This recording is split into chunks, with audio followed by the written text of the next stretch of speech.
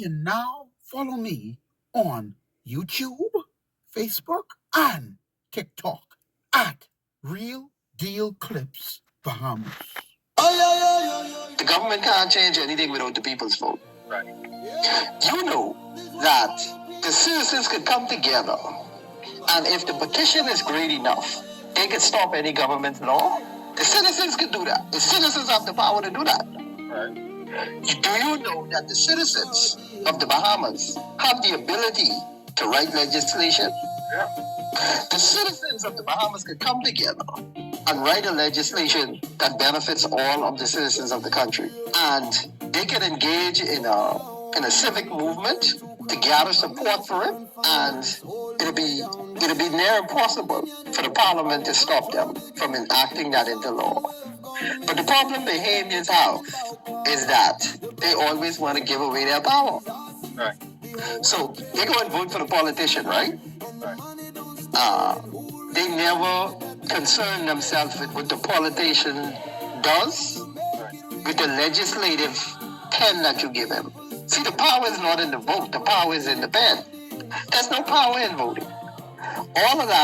All of the things people say, if you don't vote, you don't got no say, that is to placate the minds of Bahamians. If you vote, you still don't have no power, because the politician can legislate things that is not in your interest. You have no control over that. So there's no power in voting. There's power in the collective. When the Bahamian people decide to unite on an issue, they can't be stopped. That's why the politicians always try to divide them. The people always have the power, and they always had the power. What they lack is the knowledge. And we go back to the origins of the Bible. My people perish because of the lack of knowledge. The only reason people suffer in the Bahamas is because they lack knowledge. Listen to what the Kenyans did in their country. And this is also perhaps the first time in Kenya was seen a protest that doesn't have a political undertone or political leadership. Doesn't have a political undertone or political leadership. And also transcends ethnicity. How weakened is President Ruto domestically now and even globally? Thank you for the question, because I like to give direct answers. Prior to this crisis, I am very active in policy and very active on social media. And I noticed about 6 months ago, everywhere I went, people were just too angry. And everyone in Kenya now has become an activist. Everyone in Kenya now has become an activist. Everyone in Kenya now has become an activist. The old people, women, even the church people, the youth, young ladies. And as a result of their activism and numbers, the president of Kenya said this.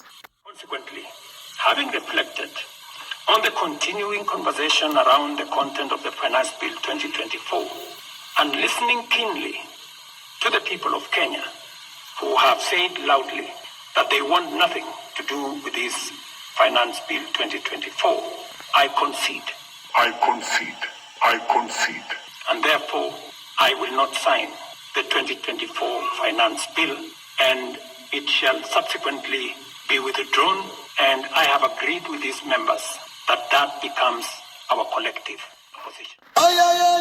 If the Bahamians want to control the lottery and get their sovereign wealth fund money, stop the steal and ready of the legislation.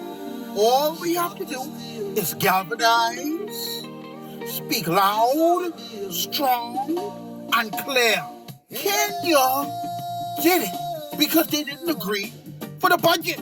Now, what you think them Kenyans was to do if they had a sovereign wealth fund that was stolen from them?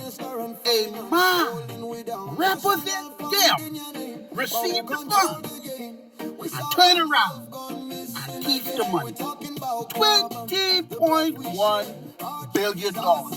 carbon credits valued at $156 billion annually. What you think they was gonna do? What you think they was gonna do? They was gonna shut the place down. You gotta put a page out of their book. Do you want your money? The power is in your hand. Leadership ain't about suit and tie.